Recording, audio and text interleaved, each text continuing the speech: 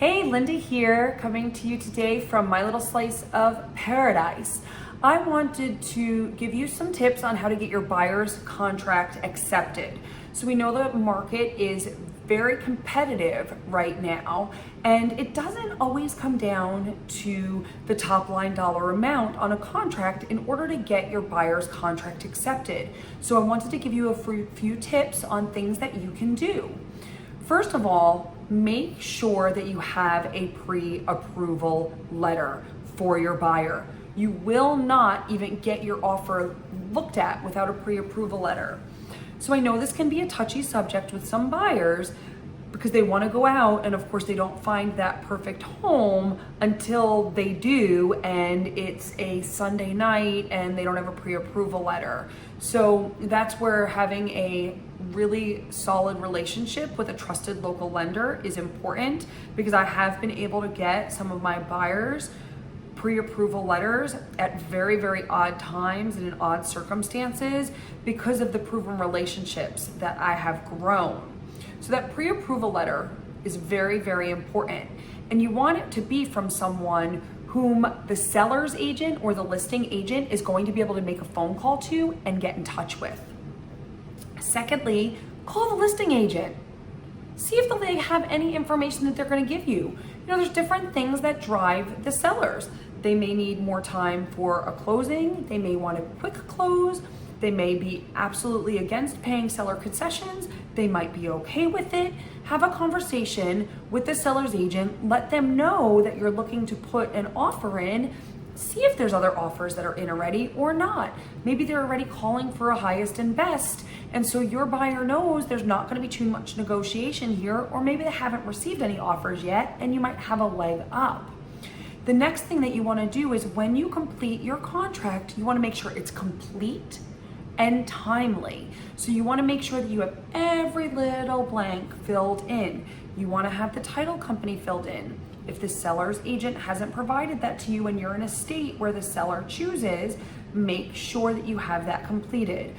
The more complete your form, the more professional that you're going to look and the easier to work with you're going to be, right? And you want it to be timely. I have submitted offers at 10 o'clock at night because the listing agent has said to me, we're going to present them in the order received. It may make a difference, it may not. But if you have the time, I highly, highly recommend being timely with getting your offer in.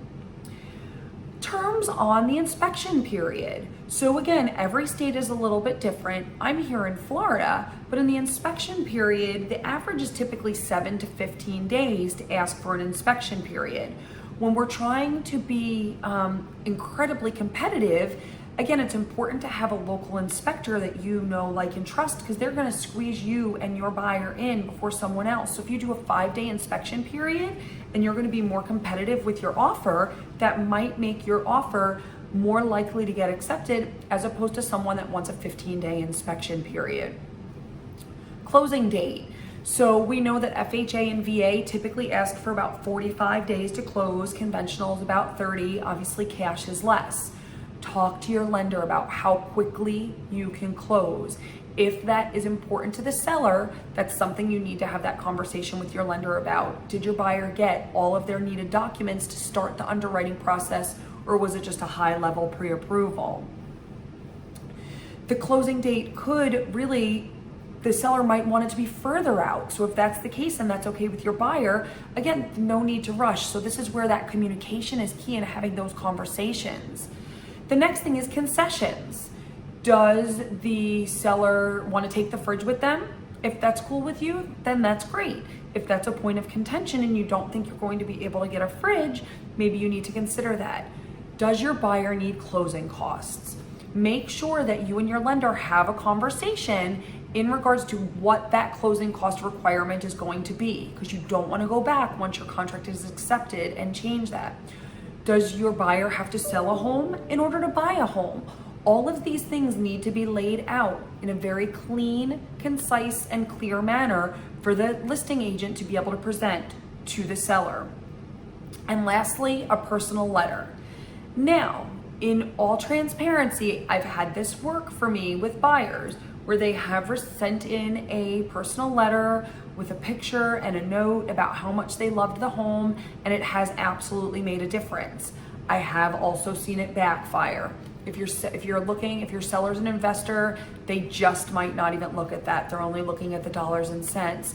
But if it's a family that's been in a home for 30 years and want another family to come in to that home and make it their own, that may be something helpful. So I hope that you have found these tips helpful. If you'd like me to do a video and expand on any of these subjects, I'd be happy to. Again, call the listing agent, pre-approval letter, complete and timely, terms on the inspection period, closing date, concessions, and personal letter. And the most important thing is to be clear, concise, and professional in everything that you send, because that is going to go a really long way. Thanks so much for watching. If you have any questions, drop them below. Again, I can expand on some more videos. I look forward to talking to you soon. Make it a good one.